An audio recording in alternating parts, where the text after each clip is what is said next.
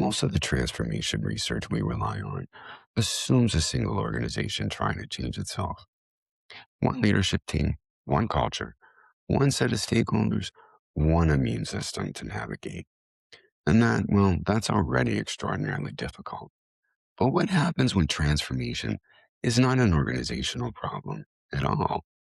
What happens when it is an industry-wide problem? When more than 30,000 companies, representing $8.2 trillion in annual revenue, must transform simultaneously because their value chains are interdependent.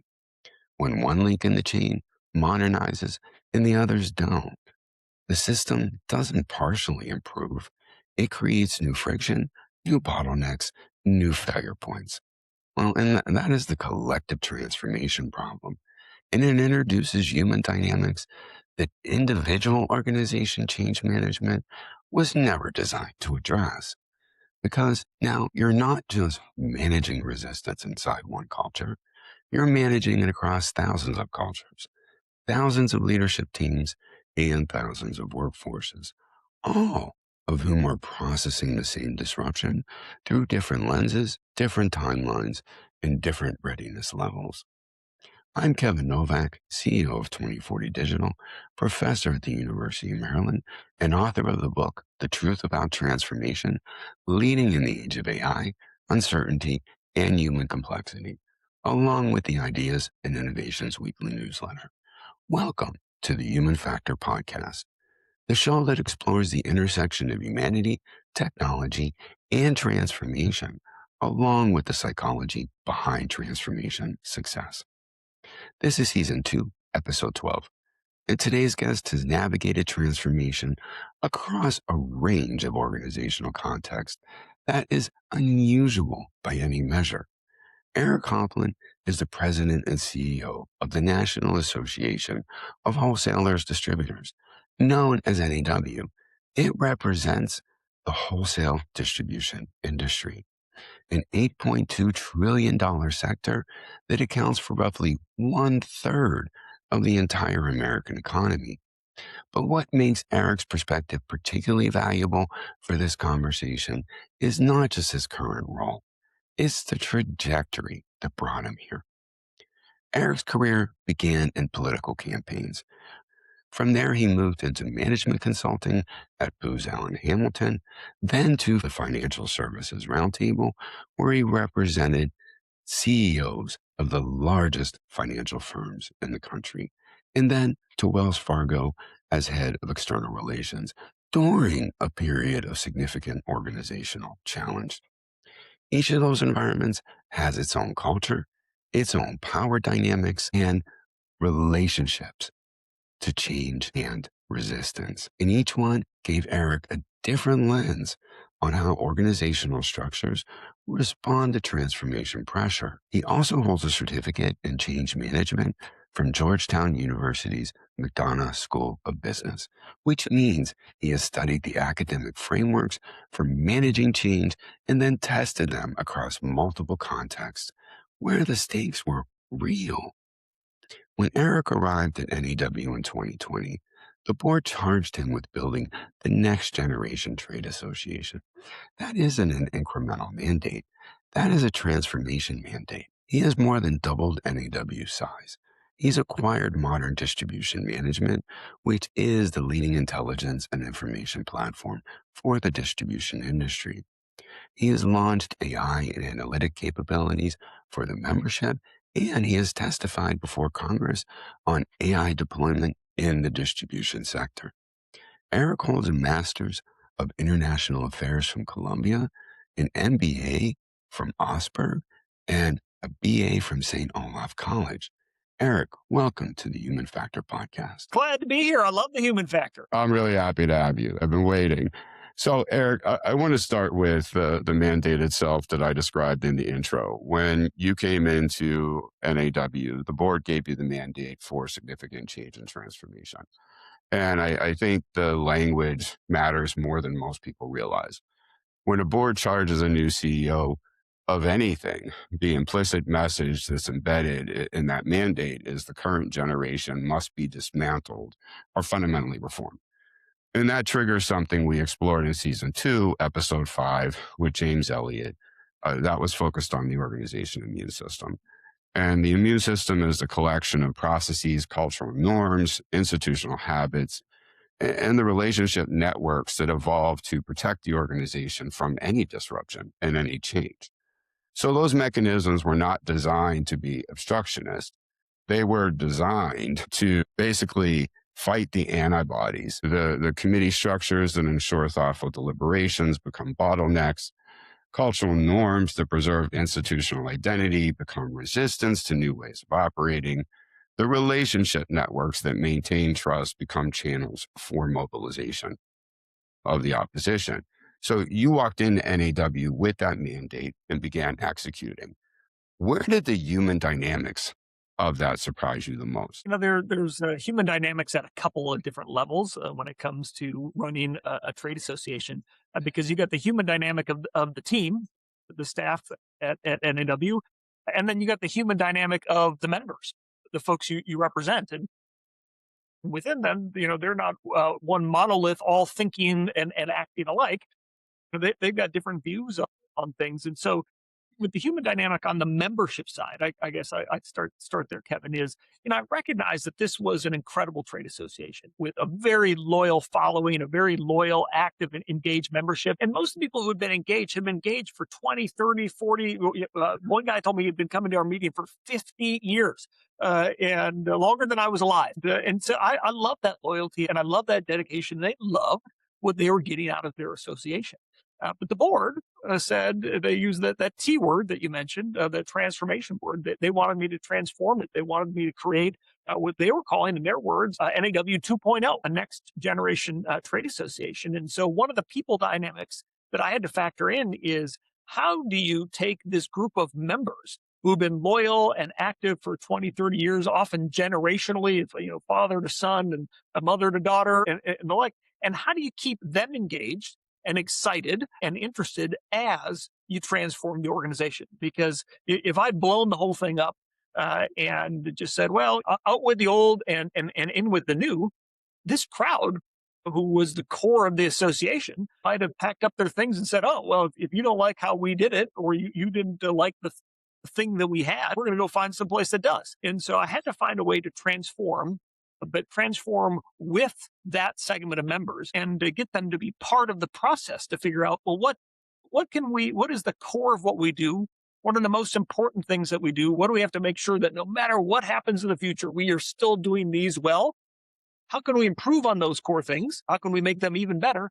And then outside of those core things, are there new things we should do? And then the last bucket is there anything we should stop doing? And so putting people at the center of that conversation was critical to the success. Because if I just come in and said, hey, out with the old, in with the new, follow me, I think this core members might have said, thanks, but no thanks. Instead, they were part of the process. They were part of the journey. They were giving me the ideas of how we should transform and very clear about the things that they didn't want to change. And those are foundational, important, and are still a core of NAW. So I think the people side was really important from the membership perspective. And if you're interested, I can also tell you a little bit about the people side when it comes to the staff too. Please. Yeah. So, so I've done this a couple of times. I've sort of parachuted into an organization that was probably ripe for change. And so I'm going to give you some data that isn't scientific. It's not studied. It's not tested. This is an Eric impression, but based on my experience, I think Eric impression is fairly reliable. But when you come to an organization, I know that. yeah. When you come into an organization, what I have found is that the employees gather into three groups, a third, and a third, roughly have different views of things. So roughly a third of employees take one look at you and say, I've been here much longer than you have. I've seen change attempts come and go. I'm going to be here well after you leave. I'm not changing a thing. Yeah. So I'm just going to keep my head down. I'm just going to do what I've always done. I don't care what you say, do, or try. I'm not going to be part of it. And so usually about a third of the group kind of fits into that change, no thanks mentality. But the next third is a 1 degree to the right, where they're like, yeah, we could probably use some change. Wouldn't mind it. It's kind of hard. I'm really busy with my day job. So I'm just going to put my head down. I'm going to keep doing my day job. no objection if you want to change some things, but I'm not going to do a lot to help. And I'm just going to be over here doing what I've always done. Let me know if you need anything, is about a third of the staff. And then the other third sort of say, oh my gosh, where have you been? We've been waiting for someone like you to show up who can empower us. We have lots of ideas. We've been sharing ideas for years, and ideas that have never come to fruition. No one's given them the time of day. But let me tell you, I've got so many things I can do. And so when you have a staff roughly divided into thirds, depending on the organization and the burning platform that you have, maybe one category is higher or bigger or smaller, but generally those are the three camps that you have, is when you're considering the people dynamics of change, is you got to deal with all three of those groups. And all three of those groups need you to deal with them in different ways. So when I came into NAW, we were at the height of the pandemic. This is pre-vaccine, and it was October. So the first thing I did is I tried to figure out where are people going to fit into these three groups. Is I asked them to come meet with me. And of course, I made it voluntary. It's a pandemic, but you might see out here, I got my balcony. So I said, we'll meet outside. I know it's October. We'll bundle up. We're going to sit 6 feet apart. And I had a set of 10 questions, and I asked every member of the staff the same 10 questions. And as I went through those, it became pretty evident who's going into which bucket just by their answers. Now, sometimes you got to confirm that. First impressions can be wrong, and I found that to be the case in the past. But more often than not, first impressions tell you where they're headed. And from there, you think about, all right, well, how do I engage with them? How do I manage them? How do I include them in the process? And so I've got a couple of things that I did here at NAW that if the audience is interested, I'm happy to walk down that path a little bit. But really recognizing you got 3 different audiences at least with the team when you're coming in and you're charged with the transformation of those people dynamics. If you don't get those right, you're going to have a revolt on your hands, and you're not going to be able to make the change. So, Eric, did you find related to the immune system? And so you talked about the membership component as well as the staff. Was the immune system reaction generating those antibodies stronger or one over the other? Or were there some antibodies being developed with both? No, I think that the thrust of the people on the team said they wanted change, and they agreed with change, and it was time for a transformation, and they agreed with the board. And so that was what they emotionally felt, and that's what they intellectually thought. But those antibodies, as you're saying, and those structural forces and the culture and the history was so powerful. It took most of the people who might have been in my first camp of wanting to embrace change and put them in the second camp. So they were saying the right things. They thought they were doing the right things, but they weren't my change agents. And so you really have to understand those cultural elements and the structure that might hold you back. Sometimes it just is how people communicate. Sometimes it's what we haven't changed anything in decades. So, their mind of change is a small step, whereas I'm thinking of a huge transformation. So we're both using the word transformation. We're both using the word change, but in their mind, it's going to be very little, going to be very gradual. And in my mind, it's going to be very fast and dramatic. And so you have to start speaking the same language and start understanding their cultural perspective, where they're approaching things from. So that way is you're presenting the vision and trying to communicate where you're headed. Is you got to recognize those cultural norms. And beside the cultural norms, organizations, they've got different processes, they've got different technologies and skills and capabilities. You also have to really take a look at all of that. When I came into NAW, for example, we couldn't hold a Zoom meeting when people eventually came back to the office because our network crashed. It was just too many people on Zoom using, this new video technology all at once. And that affects your ability to communicate with people and engage with people. And so we had to just start from the basics. Okay, well, we got to build a technology stack that's going to support this transformation and this change and connecting with the team and connecting with the members. There's 1,000 things on that list that you also have to be cognizant of, is because you might have the right communication pattern, you might have the right strategy that might change, right concept of change rather, but you're forcing yourself against culture and against history and against process and workflow and technology is not going to work. So you have to also be focused on those elements as well and factor them into the decision. So Eric, you hold a certificate in change management management from Georgetown's McDonough School of Business. And so that means you've studied the frameworks, the models, the academic Oh, I literature. love Cotter. Oh, absolutely. I talk all the time. great. Yes. So then, spent so much of your career in environments where you've had to test out those frameworks against the reality.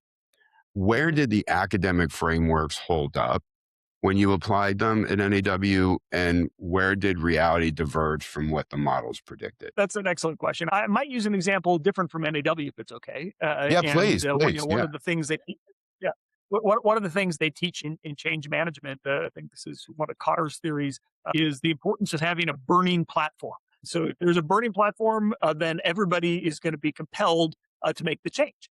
And let's face it, I think that sounds good, and so you want to have a reason to compel people to change. But there was an instance where I was recruited to join Wells Fargo, and you may recall Wells Fargo had gotten itself into some trouble, and so I was one of many people that they were bringing in to help right the ship. My focus was on reputation, political stakeholders, and the like, as we were in some deep water politically as well. And so I came in with the mindset of, well, we've got a burning platform because the company's in big trouble.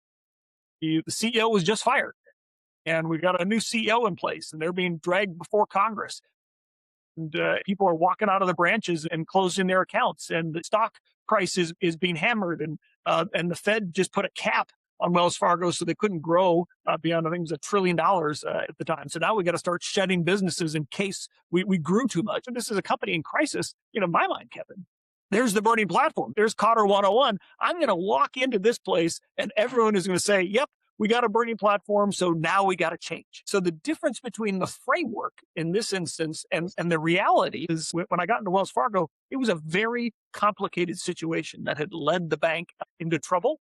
And so not nobody, there wasn't universal agreement on what the burning platform was. And so there were lots of burning platforms. And so some were more important than others.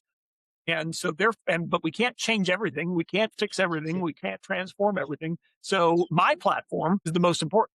And so we sort of zoom in on that platform. And then an external event would happen. And it turns out this burning platform is the more important one. And we'd sort of forget what the 3 months of work we'd been working on. And now we'd go and do another. And so where the framework diverged, I think, Kevin, is, and it took me a while, maybe it's because the framework was ultimately right, is we had to get everybody mentally on the same page that the company was in trouble. And one of the challenges that we had is, a company with tens of thousands of people is 99.9% of those people are good actors. They're good human beings. They would never, ever have cheated their customers. And so in their mind, as they're moving forward, they're like, well, it was the bad 0.1%, and they're gone. And so now America should forgive us, and our customers should forgive us, and Washington should forgive us. It was 6 months ago, then it was 8 months ago, then it was a year ago, and they couldn't mentally understand why we had a burning platform. They didn't understand that the rest of America hated the bank. They were the corporate villain. I viewed it that way at that time. If you were in the bank and you were helping people get into their first home through a mortgage, but if you were helping the small business man or woman start their business, you're doing what you've always done. You're doing good mentally. You think, well, we don't need a big change. We just need everyone else to recognize that, those are just a couple of bad people. And so one of the challenges that we had, and one of the important things, was to communicate and to get people within the bank to believe, we do have a burning platform. It wasn't just bad apples. There was a cultural element. There was a managerial element. There was an expectation element. It's a complex problem. And the complex problem is not just going to go away because, we're doing more lending now. Is we got to fundamentally change who we are. We got to fundamentally change our culture. We got to fundamentally change how the customers are at the center of everything we do. And, so the longer we keep saying, it was just a couple of bad people, we're not going to recognize what that burning platform is. And that burning platform ultimately was that we had lost the trust of our customers, of the government, and of American people. So the burning platform is we had to gain that trust back. And so then it was all the changes that we made under that would kind of wrap up into that one fundamental thing, is that we had to rebuild the trust. This is a company that had been around for 150 years. I mean, think about the stagecoach in the Old West. Wells Fargo is protecting the lockbox. of the currency that would be used to pay someone's payroll out on the ranch, out on the farm. And so it's a company that has a long storied history. It had always been considered one of the good guys, one of the white hat companies until that moment. And so I think that's where the framework got blurry a little bit, but ultimately I think proved right once we could agree on what the burning platform really is. And that's when we can get to work below it. Thank you for that. So I want to shift to what I think is one of the most distinctive dimensions of your current challenge, which is, and I want to come at this a bit from the industry perspective. So there's a collective nature of it and a challenge, and some research for you, see if you know this one. So Manker Olson published Mhm. The Logic of Collective Action in 1965. And the research fundamentally changed how we understand why groups fail to achieve shared goals, even when every member of the group would benefit from the outcome. Olson demonstrated that rational individuals will often not act to achieve their common interests because each individual can benefit from the group's efforts without contributing. So there's a free rider problem, and it operates at every level of collective action, from neighborhood associations to even international treaties. Now, layer on to that Everett Rogers research on the diffusions of innovation, which established that new practices spread through social systems in predictable patterns. Rogers identified 5 categories of adopters, from innovators to laggards, and demonstrated that the rate of adoption is influenced not just by the quality of innovation, but by the social system's communication channels, its opinion leaders, and its tolerance for uncertainty. So, when you apply both of those frameworks to an industry of more than 30,000 companies that must transform together because their supply chains, their logistics networks, and their customer relationships are interdependent, you get a transformation challenge that most change management literature simply doesn't address. So, what patterns do you see across the distribution industry and how companies respond to the need for transformation? And you know me, I always like complex questions. So, are there distinct groupings? Companies that are moving aggressively, companies that are waiting to see what happens, and companies that are actively resistant? Because you interact Yeah. with them all. So there's a lot of transformation happening across the distribution industry. As you mentioned, there's 30,000 companies, about $8.7 trillion in economic activity, which is roughly a third of America's GDP. There's more than 8 million employees working in distribution. So it's a big group, as the research is talking about. That's a lot of people. That's a lot of companies, and that's a lot of economic activity. And so an industry of that size and scope is never going to move together. And we're not going to move in lockstep. I think that's probably impossible. But the question is, can we have a shared narrative and a shared goal? Is so we want to get to here, we want to get to transformation, and companies are going to go about it in a different way. They're going to prioritize different things. They're going to work on it in different ways, but ultimately, we're going to move in that same direction. And so that's my theory of the case, Kevin. And I think that's what we're working on and we're working toward. And so there's a lot of elements of transformation we could talk about. But if I zoomed in specifically on artificial intelligence, as we were surveying our members, and we've been asking them a lot about this, and I won't get the exact data right from the research because it's a couple of years old, but a couple of years ago, 2 years ago, when we asked our members who's focused on AI, like 10% were focused on AI and 90% were. Then we surveyed as ChatGPT came online. Everyone's using it for a whole bunch of things. We asked the survey, and it probably went from 10 to 20% of distributors were using AI, and still 80% looking at it. By year 3, when we did the survey, it's dramatic how many companies were using AI. And then what we started to ask a separate question is, how many use cases of AI do you have? And so then we started to see the data break again, where some of those leading companies, there was a small amount that were using it for 50 or more things. And then there was a slightly bigger group that were using it for 20 or more things, and then a slightly bigger group of 10 or more things. But then half of the industry was using it for one thing. And so what that told me is those two data sets that I presented worked in tandem. Is you got a group of leaders, leading innovators that were diving in, And then the rest of the industry started to follow. And then they realized some success. And so they started branching out. Okay, let's use this tool for lots of different reasons. And by the time they're using it for a lot of different reasons, some companies are just entering and they're testing it or piloting it with just one. And that was a year ago. And now where we're, or maybe 6, 8 months ago, now the rate of acceleration of adoption is so fast that I think almost every company in distribution is using AI in some way. Those that are at the front tail is they're using it in much more sophisticated ways. So, in continuing to use that, and I have a question later asking about your recent testimony to Congress on AI. Are there, knowing the tiers in the industry, with the large, medium, and then the small and independent companies, is there any free rider kind of dynamic at work where there's companies that are going to sit back, benefit from the industry wide modernization without investing? Are they waiting to see, or are they waiting to take advantage of? Yeah. Look, the short answer is yes. That's always been a dynamic, and that's always been a phenomenon. And of the 30,000 companies, as you know, there's a subsection of that are direct members of NAW. We represent the entire industry through a variety of different membership categories, but of those companies that are direct members of NAW, they tend to be the most dynamic companies in distribution. And they're large companies that are large and small.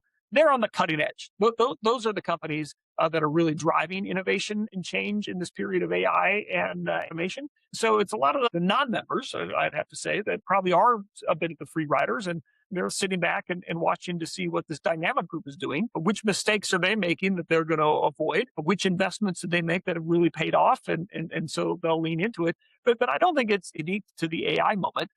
Yes, I think if you look back, there's been lots of transformation periods in the distribution industry. I think that's sort of how it plays out. There's a group that pioneers this and makes mistakes, but they come together in a community like NAW where they're figuring it out, and they're talking about different vendors, different solutions providers. Right. Who's got a cool technology? Hey, have you tried this? Oh, it was terrible, or this was amazing. We applied it here, it didn't really work. But then we tried applying it over here in our business, and it went gangbusters. When the community is giving that feedback, is the learning is faster, and the adoption and the acceleration of the transformation picks up steam. So I think for the people that are in the community, we're getting advanced when it comes to this. I mean, we still got a long ways to go. So the question is, how long are some of those other companies that are outside of the community, are they going to wait?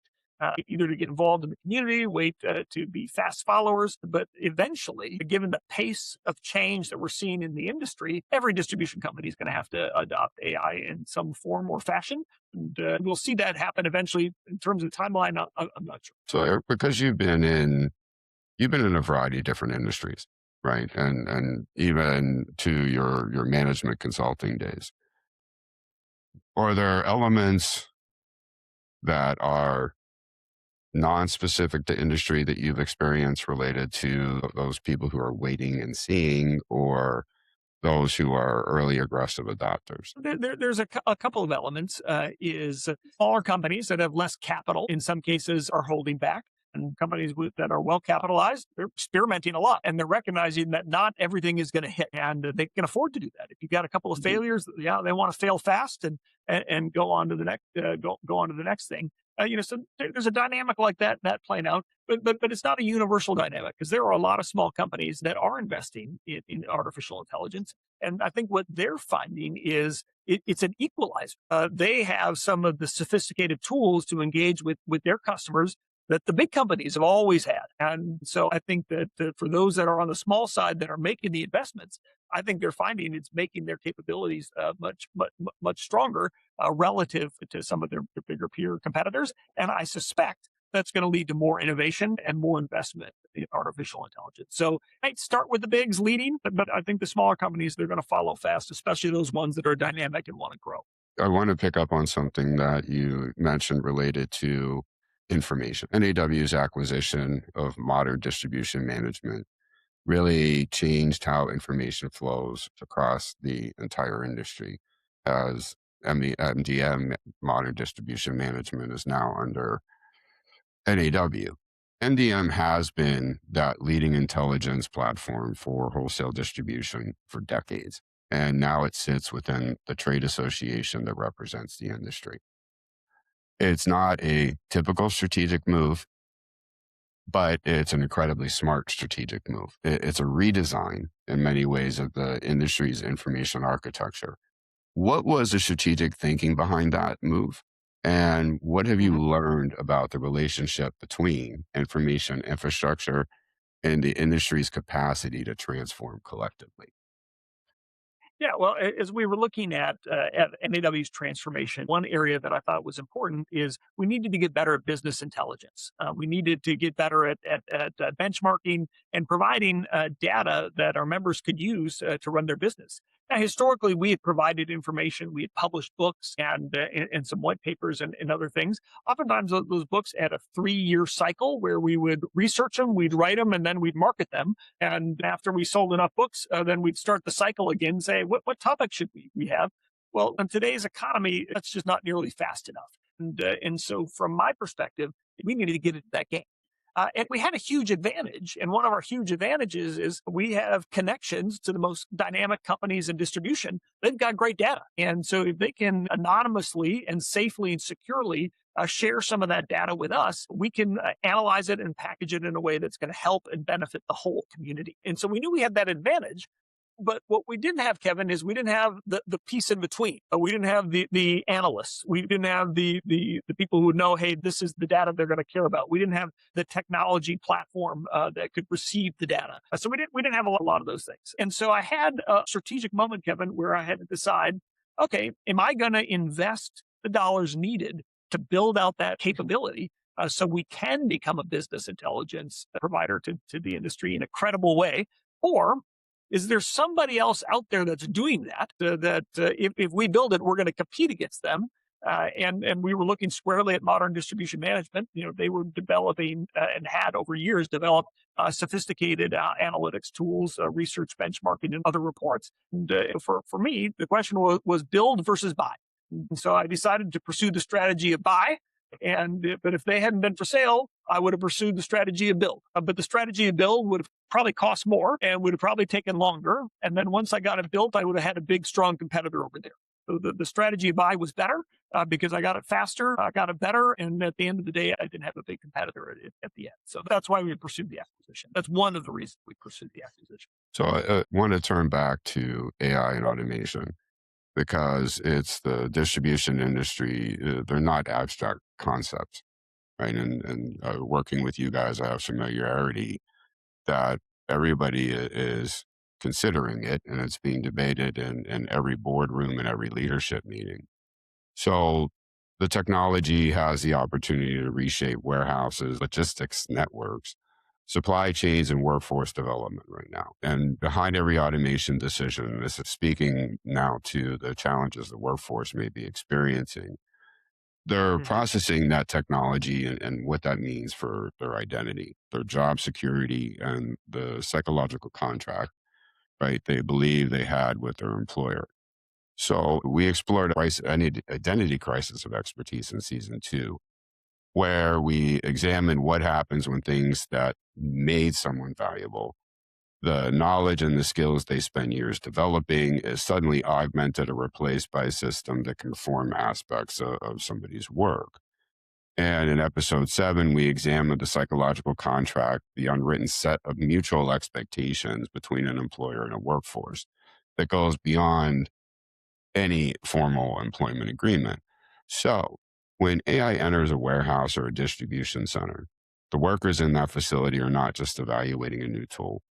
They're evaluating whether the implicit promises their employer made about the value of their experience and the security of their contribution are still being honored. So, you testified before Congress on AI deployment in the distribution industry. And one of your key I themes did. I of raised my right hand. one of those key themes of your what were key Got to to tell the truth. the criticality of and the importance, I should say, of keeping human judgment in the loop. So, and that's one of the things we focus strongly on the show, and I do in my own writing as well. So, how is the distribution industry navigating the human side of AI adoption? And this isn't Eric, the technology implementation, But the people side, the anxiety, the identity questions, and the trust dynamic that's being exposed. So I think, Kevin, to answer that is, again, the industry isn't a monolith. And so there's probably different elements and different aspects depending on how you talk to. But I talk to distribution leaders every day. I travel to distribution centers. I'm in a different distribution center, so Right. every single week. And Yeah. so I'm talking to people from the CEO all the way down to the entry level employee who just started and they're driving forklift or they're loading a truck. And so I talked to them about this, and I asked them a lot about this. And here's my anecdotal impression of what's happening across the industry as it relates to workers is, by and large, up to now, I think workers have largely embraced this. And they've embraced it in lots of ways and for lots of reasons. Many times employers are putting it on the employees to help us figure out, how can we use AI to make your job a little easier? How Mhm. can we use AI to help us be a little more effective and a little more efficient? And so the companies that are doing that, it's employee led. It's not one day announced on high, and now we're all going to use this technology and you're going to like it. Anybody who tries to do that, I think they've found throughout history, that's a hard way to go about it. And so number one is it's helping people become more productive. So, for example, I was talking to a lawyer at one of our member companies recently, and he was telling me that, look, they're historically short staffed in the legal department, and they have thousands of customers, and so they need contracts Yeah. for all of the items that they're distributing across a sophisticated supply chain. And he said, suddenly we started using some AI technology. It's like I had 5 junior lawyers behind me reviewing this stuff. Now I still needed to have my hands on things, and I needed to make critical decisions that I could make. But sort of the grunt work, if you will, AI was handling. So it was making my job easier, my job more efficient. There wasn't a choice of the company hiring 5 new lawyers to help him. It was, you can do the same work you've always done, but you want to use this tool that might make it a little easier for you. So that's an example where people are embracing it. As you mentioned, I testified before Congress about artificial intelligence, and the focus of the testimony was on warehouse safety. And warehouse safety has been an important part of the culture of distribution companies for as long as we can remember, because warehouses can be dangerous when Yeah. you're moving huge volumes of items, and sometimes those items are big and very heavy, is accidents can happen. And so we've long focused on, how do you reduce the number of accidents? How do you design processes? How do you train people? How do you design your warehouses to maximize worker safety? But in the age of AI, Kevin, is AI is proliferating new tools that help us make warehouses and distribution centers even more safe. And again, we're working with our people, we're working with the teams, and they're helping us figure out, where are the dangers. These are the sort of technologies that might help us. And so they're thanking their employers for making the investments. And so what we've seen so far in the distribution industry, I think employers and employees have been doing this together, and I think folks have embraced it. And I think we've seen a wide scale adoption as a result. There is a however, and the however is the technology is, and the capability of the AI is accelerating at such a pace that it's becoming so much more capable than it was when we deployed that technology a year ago, a year and a half ago, or frankly, even 6 months ago.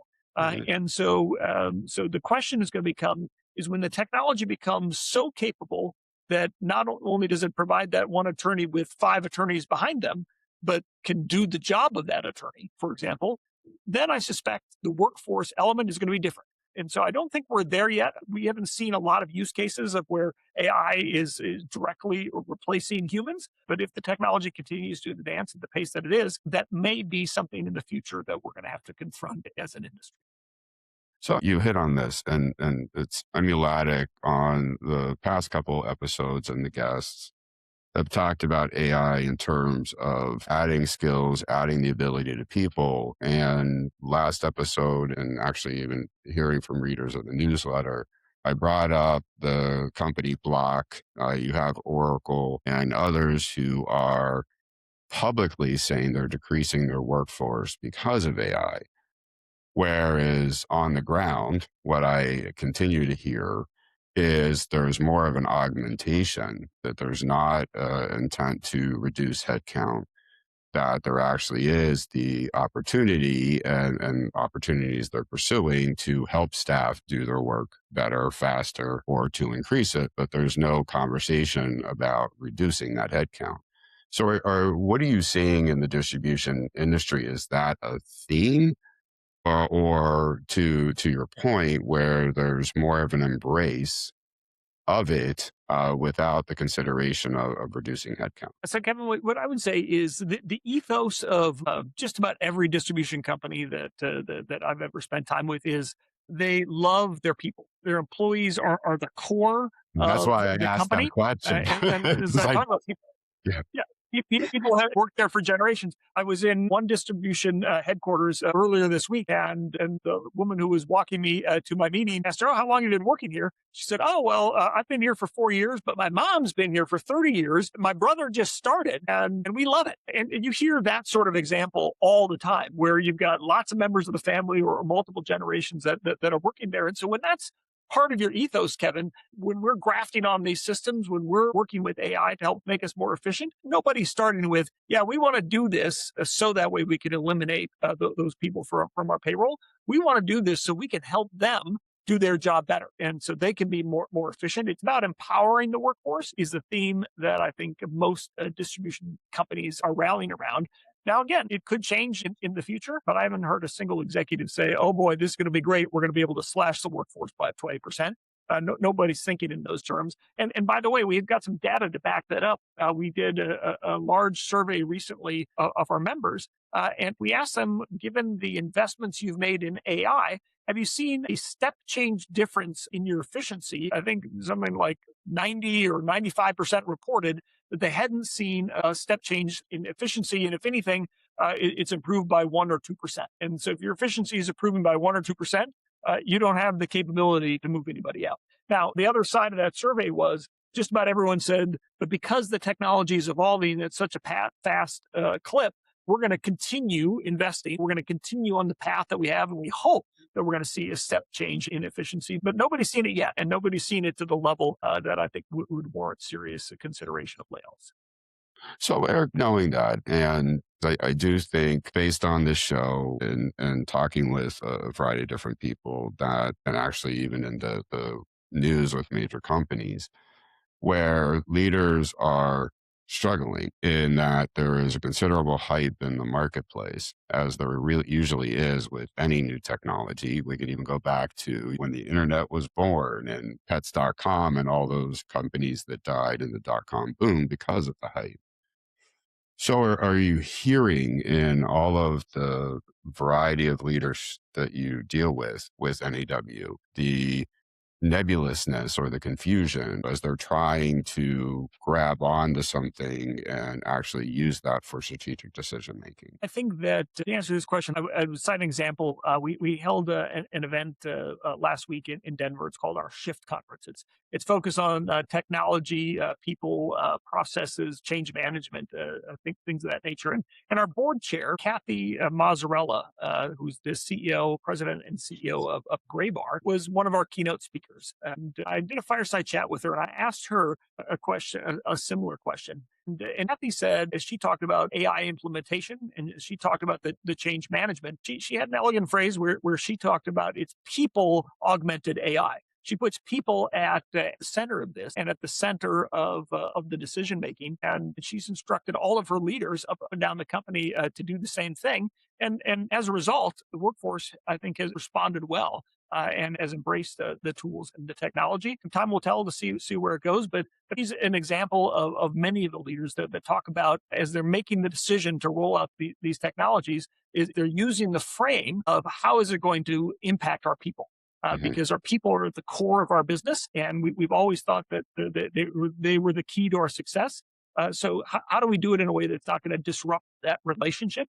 How do we do it in a way that could enhance that relationship? And I think by putting them at the center of the decision, using that as your framework, is a powerful way to go about it. And we heard from Kathy and others that's precisely how they're doing it. So, Eric, and I'm so glad you brought up Shift because that was actually my next question.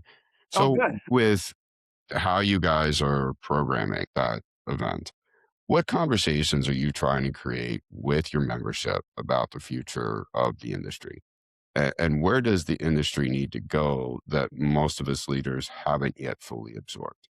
So there's a couple of things. I'll go back to the study that I talked about recently is when all your technology people have been telling you, your CEO, all your technology people have been telling you, you got to make these huge investments in artificial intelligence. It's going to be a game changer. The efficiencies it's going to create are going to be amazing. And you're going to see that go to your bottom line. And they've made these investments over 1, 2, 3 years, and they're finding that things have improved 1 or 2%.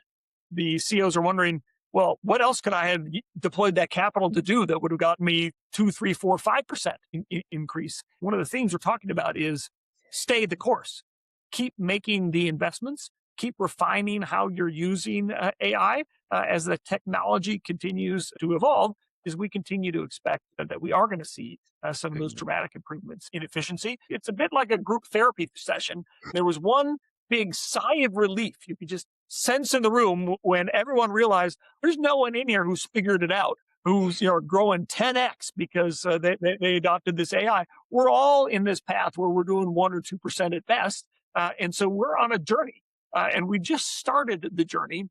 And so that's one of the themes, and that's one of the messages is, hey, we're all in this together. We know what the goal is. We know where we're headed, but we just got to stay focused and put one foot in front of the other and continue to make the investments. So I want to hit on, because again, speaking to your awesome career in different segments and industries.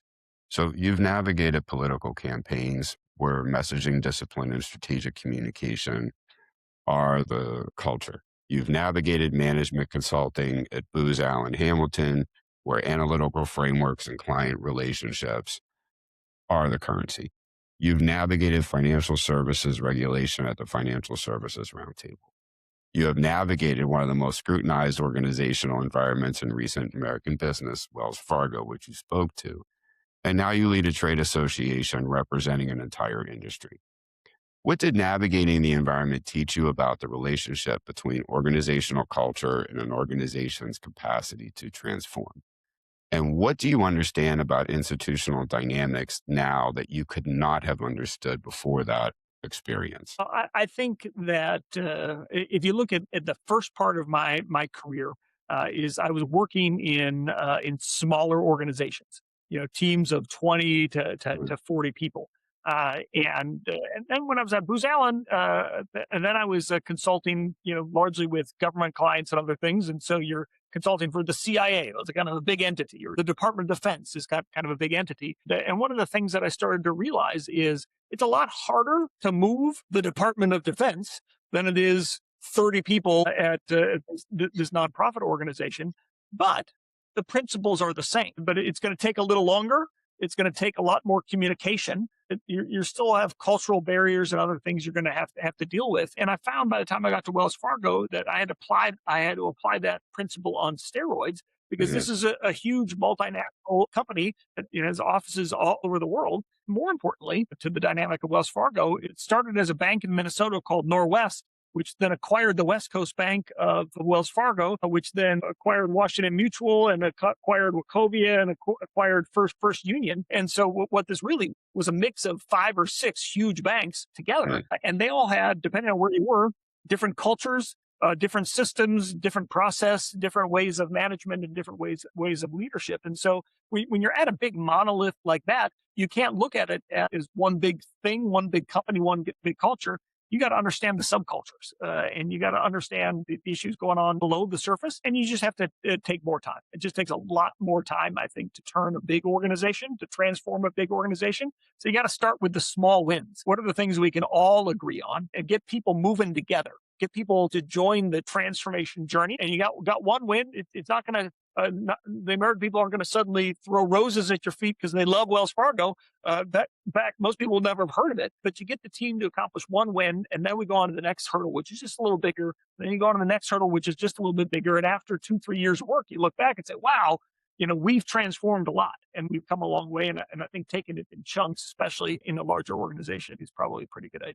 So what do you see about associations and trade organizations that insiders miss because they have never worked outside of that model? And conversely, what did you have to learn about association culture that none of your previous experience prepared you for? Those are great questions. Look, an association is very different from a company, and it's very different from a government body. And I've had the privilege of working in all three, and so you figure things out. And one of the things, by the way, that I love about associations is associations can be nimble. And you can change things tomorrow. And so you can move really quick and swiftly in an association. You can't do that in a big multinational corporation. You can't do that in the government. And so that's one thing that I love about working with associations. One thing that I learned coming to the association world from Booz Allen, at first, when I was trying to help transform the Financial Services Roundtable, my previous trade association role, is I treated it like one big entity. And when I realized that, this is a grouping of 30 people, we can move swiftly and quickly, that was an important learning. And I took that when I came to NAW. The flip side, I would say, is coming in, it was really important to understand the component that we talked about at the top of the show, is the component of the membership. I'd always been used to dealing with the employees and the leadership and the board and the governance structure. We'll make decisions on transformation, and we'll put together a change management plan. We'll make these things happen. But I'd never had to deal with, we got this whole external community. And by the way, the whole point of the association is to serve the external community. And so understanding them, knowing them, understanding their challenges, what they're looking for in association is a big part of the equation. And I learned that quickly at the Financial Services Roundtable and brought that mindset by the time I got here. So, last couple of questions for you, Eric. So we're coming to the part of the conversation that often produces the most honest moments on the show from guests. So after navigating transformation, and again, this speaks to your incredibly diverse experience, political campaigns, management consulting, financial services, and now industry level association leadership. You've seen how different organizational structures, different cultures, different leadership models respond to the pressures of change. That breadth produces pattern recognition that single context leaders simply can't access because they're drawing their conclusions from a sample size of one, while you've navigated fundamentally different organizational types. So what do leaders consistently underestimate about the human side of organizational change?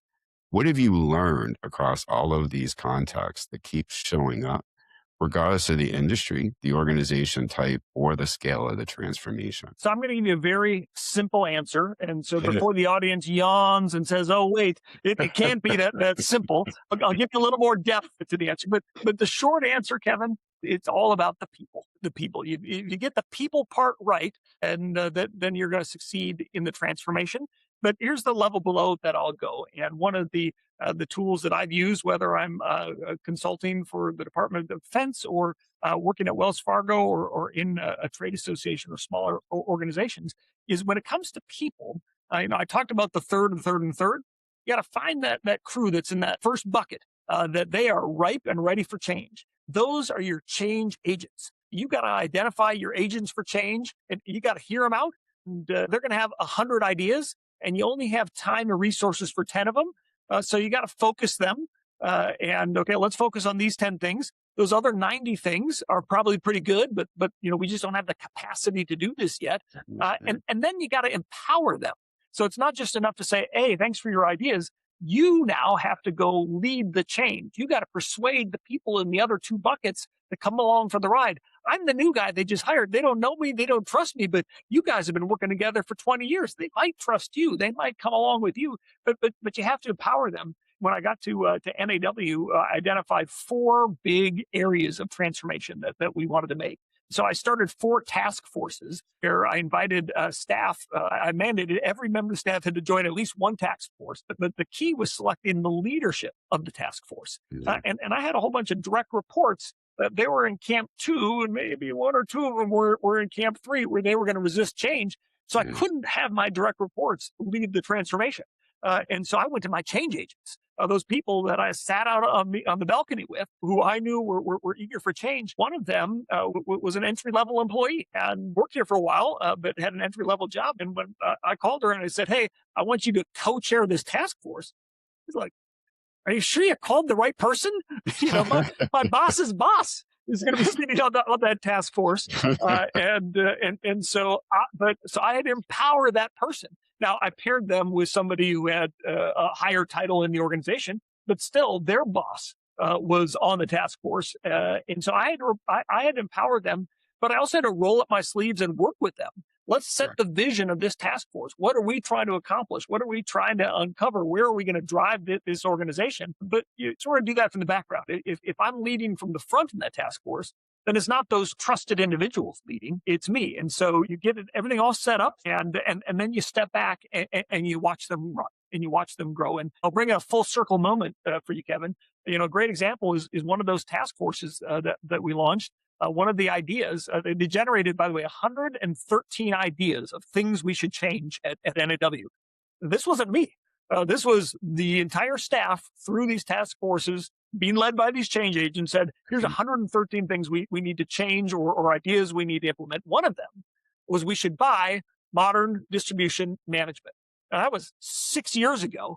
And I looked at that idea and I thought, wow, that's a really good idea. But we are nowhere near the position to be able to financially make that acquisition, let alone graft it into the body and then make it work. But we gotta fix ourselves first. And once we transform and we fix ourselves, then we're going to be ripe for an idea like that. And so it's an important part of the empowerment process is you want those big ideas, and some of them are going to be those wins that you're going to implement immediately. But some of them you're going to put in the parking lot, and 3-4 years down the road, you might dust it off, and it might be an idea that once again leads to another transformation of the organization, as our acquisition of MDM did for NAW. Thank you. That was simply an excellent example, because one of the themes coming through on with a variety of different guests is the openness to, one, ask for help, and then to leverage empowerment and being open to that feedback and in many ways criticism, right? When the task force is identifying things to change, those things are problems. Some people may not react well to the identification, but there's a necessity to engage people to build the trust that you spoke to.